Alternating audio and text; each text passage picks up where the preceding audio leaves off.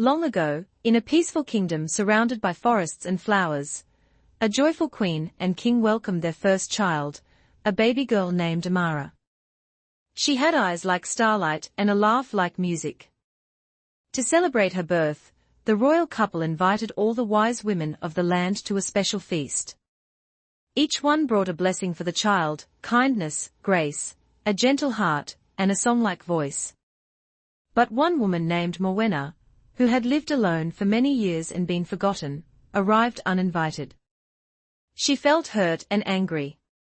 With a cold smile, she stood before the cradle and said, "When the child turns 16, she will touch a spindle and fall into an endless sleep."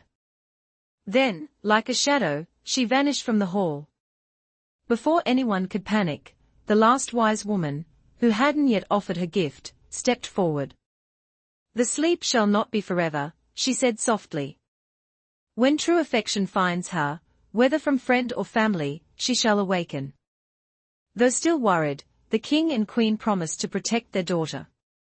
They ordered every spinning wheel in the land to be hidden away. To keep her safe, Amara was taken to a cozy cottage in the forest, raised by 3 loving guardians who taught her to garden, dance, and talk to animals. They told her nothing of the spell, and called her Myra. The years passed gently, and Myra grew into a curious, kind young girl with a special love for wild birds and painting in the sun. On her 16th birthday, Myra wandered deeper into the woods and stumbled upon a stranger, Leo, a kind-hearted traveler who loved stories and carried a flute. They laughed and shared songs, and though they had only just met, it felt like a friendship meant to be. She returned home glowing with joy. But while her guardians were preparing a surprise, a mysterious voice whispered to Myra through the trees. Drawn to an old tower hidden by ivy, she climbed to the top, where a glowing spindle stood. As if in a dream, she reached out, touched it, and fell into a gentle sleep, just as the old spell foretold. When her guardians found her, they knew the time had come. They placed her in the castle's highest room, where she rested like a sleeping star.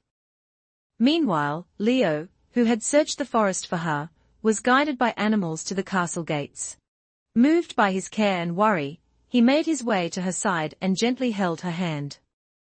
At his touch, her eyes fluttered open. The spell was broken by a true and gentle bond. Myra woke, the sun rose high, and the kingdom rejoiced. From that day on, she ruled with wisdom and kindness, and her story became a legend whispered in every corner of the land.